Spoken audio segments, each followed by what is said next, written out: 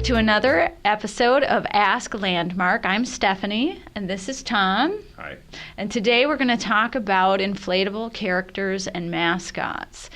Characters and mascots are things like, animals, people.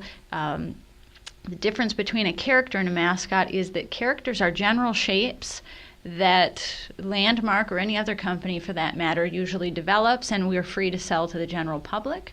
A mascot would be something that is trademarked or copyrighted by a company like the Pillsbury Doughboy or Tony the Tiger, which you need to have the rights to in order to make an inflatable. So when people call up and they're looking for a character or mascot shape, what sort of things do they need to keep in mind? Well, how large they're going to make it, where is it going to be used, how is it going to be used, and when will it be used? Okay, so if I'm a store and I have a mascot already, what do I need to do to allow Landmark to make that into an inflatable? First, send us a copy of what your mascot looks like.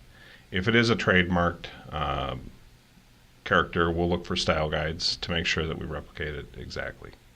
Okay, so you're able to match my Pantone colors, Yep. And probably my mascot has a personality of sorts. How can I make sure that I am, staying in control of the process while the inflatable is being made?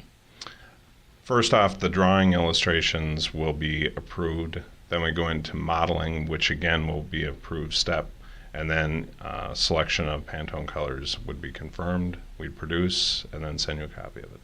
So I would get to see first a concept illustration from Landmark? Yes. And then when you have a 3D model, I'll get to see that again? Yep. And then once you've completed the inflatable, I will get to final say before it ships? Right. Perfect. How might I use a mascot? Let's say I do have one, and I'm not really sure, how to put inflatables into my marketing mix. Sure. Mobile campaigns would definitely be using mascot inflatables as a location device, as a meet and greet, a photo op, or on retail locations you can put additional signage on to add a special message to the event that you're operating. What are some things I need to be aware of if I'm going to make my mascot into an inflatable? Well, first off, discussing the size, if it's going to be practical for you.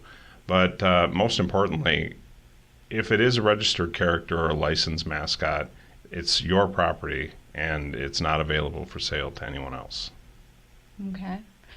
How do I know, you mentioned the size and whether that would be practical. What is a typical ideal size for an inflatable mascot? Anywhere between 8 to 15 feet. Okay. What happens if I wanted one 25 feet? What kind of concerns might there be? Space and how you'll handle it. In any event, property that you're at or location that you're at, tethering will be an important issue, and we want to make sure that you have the space required to do that. All right. Inflatable mascots and characters. If you have a mascot, we can create it very large and very visible. If you don't have a mascot, you might want to consider inflatable characters that are already created and ready to use. Till next time, we'll see